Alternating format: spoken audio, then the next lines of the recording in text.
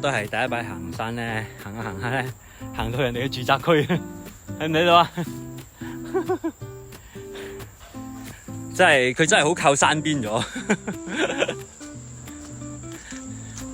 但係，哇！呢條森林嚟嘅喎，有時要急屎嘅時候點算啊？就地屙，哎喲，好大條四腳蛇，嚇到。不過佢仲嚇到驚過我，佢走仲快。你唔好同我講呢棵樹就係mini大坑啊！我會中你㗎。哇！行咗2個鐘頭，唔到5公里，4.8幾公里啫，仲有2點幾公里至可以出返去。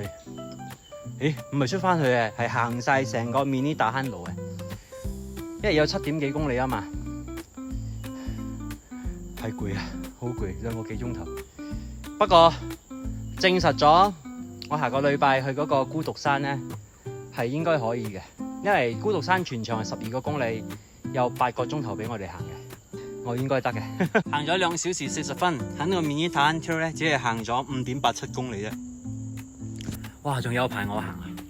不過正話喺半路咧，有一個人喺我後邊衝住上，快我好多。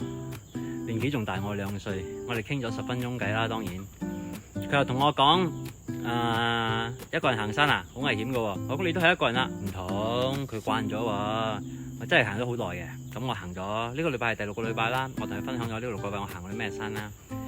之後佢講，如果你真係中意爬山嘅話咧，叫我換咗對鞋去。